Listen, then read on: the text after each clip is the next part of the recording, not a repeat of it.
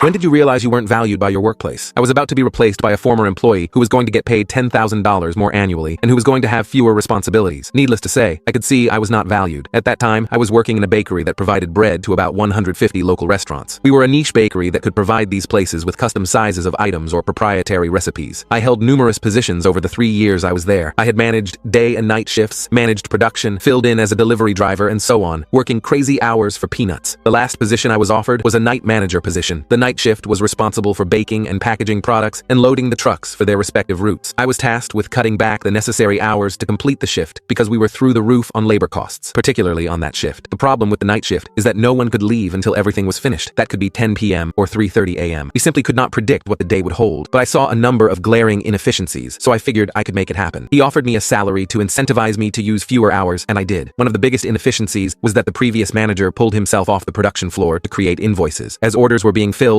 this process would take hours as they would kind of trickle in. He was also keeping himself out of filling orders or any other work. When I started, I stayed on the floor until everything was done, helped load trucks and got everyone out before I started invoices. It would take me about an additional hour, but I was saving a lot of labor hours just by getting the other 6 people off the clock earlier. And we were finishing earlier because there were my additional hands. What was once routinely finishing at 1 a.m. became everyone leaving at 10 every night, even on days with heavy orders. Effectively, I was cutting out 18 labor hours a day. Do the math. Even with crap pay, that saves a huge amount of money. However, now my boss determined I wasn't working enough hours, so he kept trying to get me in earlier and earlier without changing my pay. I reminded him of what he tasked me with. He couldn't seem to see the problem. We went back and forth on this for a couple of months. Then one night, I was doing invoices. Right beside the keyboard was a typed up job offer for our former day shift manager. He had left after 16 years because he wanted a change of pace. The offer was giving him my job, but a more stripped down version. You see, when I got this position, I still kept all of my old responsibilities. I simply inherited another position at the same time. He was being offered $10,000 more. What? A fewer hours and less responsibility. This showed me that my hard work meant nothing. I was going to get pushed to the side over favoritism. I woke up the next morning and flung resumes and applications everywhere. I didn't care what I did. I'd drive a garbage truck if I needed to. I was not worried about dignity. Hell, I would have taken less money if it meant that I would be valued for what I did. I finally landed a new job with an amazing local business. This experience would make for another post and gave my boss a 2-week notice. When he asked why I was suddenly leaving, I told him the truth. I told him I could see that I was not valued for my work and that I was not going to be pushed aside so unfairly. I had to look out for myself and my family. You could see the "oh no" look on his face. He finally acknowledged that he understood. I left and began working for my current company, which I still love to this day. About a month later, I got a call from my old boss. Apparently, the former employee declined his offer. He wanted me to come back. Things were in shambles again. I politely declined and told him I was much happier where I am now. Sometimes, sticking to your guns is hard. It can be scary throwing yourself into the unknown. Ultimately, I think I value my job today much more because of the stark contrast against where I had been. Even as hard and stressful as it was, I'm glad I experienced it.